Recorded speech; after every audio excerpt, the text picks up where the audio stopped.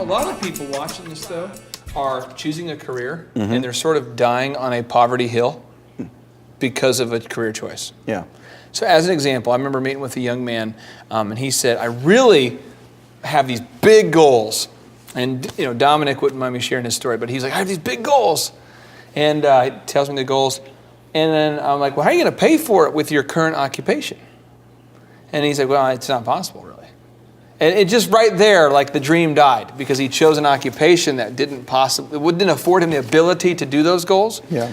And I've worked with him over the last year and a half or so, and today he has a business that's allowing him to pay for these goals and be able to achieve these goals. Would you recommend for anybody watching this who's maybe in college or anybody who's out of college that it's important that you choose a vocation that has the ability to earn you enough compensation to do what you want to do? Absolutely. I see people spending a lot of money on a college education, and I say, what do you fill in the blank, what are you getting? And they tell me, and I go, how in the world are you going to even make enough to pay back the loan that you took out to go do that? I mean, you have to do some research on what it is you can do with that degree and how much money is reasonable to be made.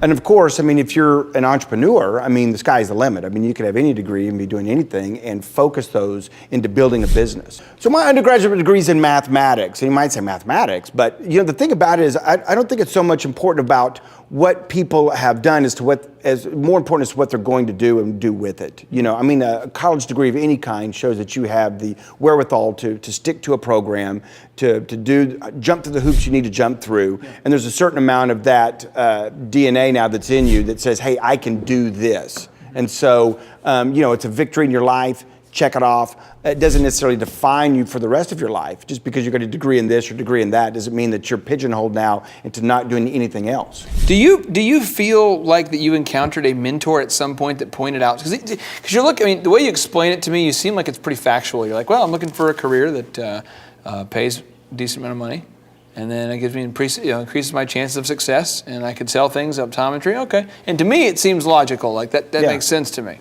I know my path. I was sitting there in class one day, and I'm doing the numbers in broadcast journalism class, and I'm going, if I graduate and I spend this much on my degree, I'm only going to make this much.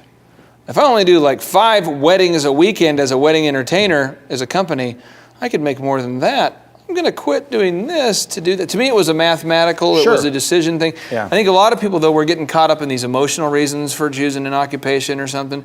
But was there a mentor that encouraged you to think this way, or did you just do it yourself? I think I just kind of did it myself. I'm trying to think back on, I mean, the thing about it is that, I learned, when you encounter people along the road of life, I always try to learn something, get a little nugget, get a little pearl from any place I could find it. And my first job, I learned a lot. My first boss, named Dick Slater, there was a lot of things I learned from him. And it was funny, one day we were back and we had a jukebox, it was the sound system. And I went back and it was a Mexican restaurant and there was all kinds of music on there. But I would play a lot of the Mexican songs, fast-moving Mexican songs.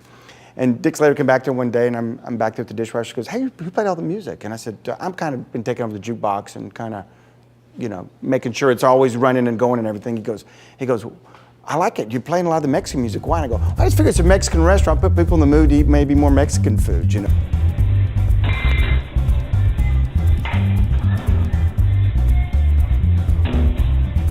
And he looked at me and goes, I like that, But the thing about it is that, like with Dick, I learned a few things from him. You also learn things not to do from people and from jobs you have. But I think that, there's a reason why that, we have 2 eyes and 2 ears and just 1 mouth. And if you go along and you purposefully try to pick out a little, see something, you go, no, why'd that motivate me? Why is that good? How can I incorporate that? It's kind of like when I watch commercials.